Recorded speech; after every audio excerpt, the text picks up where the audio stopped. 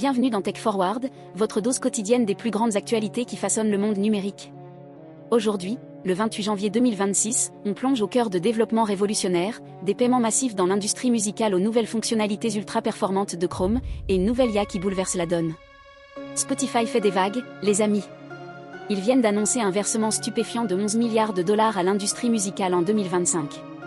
Oui, vous avez bien entendu, plus de 12 500 artistes bénéficient désormais directement d'un avantage financier, une envolée par rapport aux 10 000 de 2024. Comment ça marche, alors ?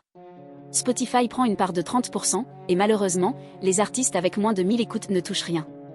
Un système complexe, certes, mais l'impact global est indéniablement positif pour un nombre croissant de musiciens. Mais l'innovation ne s'arrête pas là. Google lance Gemini, intégré directement dans Chrome via le Auto Browse. ProAbner a remarqué que le logo de Gemini était omniprésent sur la nouvelle voiture de course de McLaren de la Formule 1, quel message. Et Will Sattelberg a relevé qu'un contournement pour la lecture d'arrière-plan YouTube ne fonctionne plus dans certains navigateurs tiers. Cette nouvelle fonctionnalité, disponible pour les abonnés AI Pro et AI Ultra, est une avancée significative vers un navigateur véritablement intelligent. Elle accède à Gmail, Calendrier, YouTube, Google Maps, Google Shopping et Google Flight via le site de panel, et les abonnés AI Pro ont 20 tâches de navigation quotidienne, tandis que les abonnés AI Ultra en ont 200. Google a mis en place des règles de sécurité pour empêcher les abus, comme la prévention des achats automatisés, et la mise à jour a commencé à se déployer il y a environ une semaine. Maintenant, passons à un type d'innovation complètement différent. RCAI vient de lancer Trinity, un modèle de base à 400 milliards de paramètres.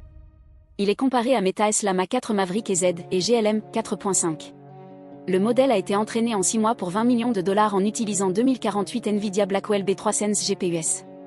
Le fondateur et PDG, Mark Msekad, a levé 50 millions de dollars pour l'entreprise, et Atkins, auparavant impliqué dans la création d'agents vocaux pour les voitures, déclare que le start-up était extrêmement affamé et possédait de jeunes chercheurs brillants.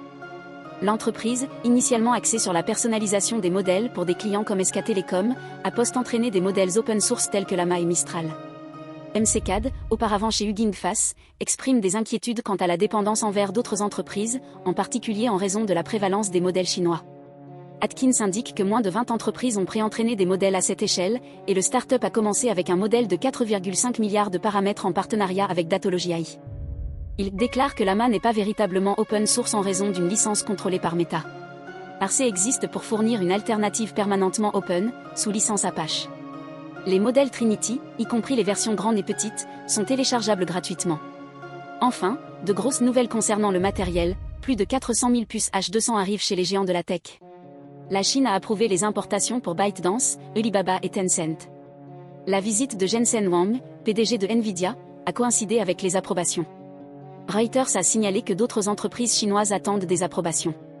Pékin attache des conditions aux licences, priorisant les grandes entreprises Internet investissant dans les centres de données pour concurrencer OpenAI. Voilà, toutes les actualités tech pour aujourd'hui.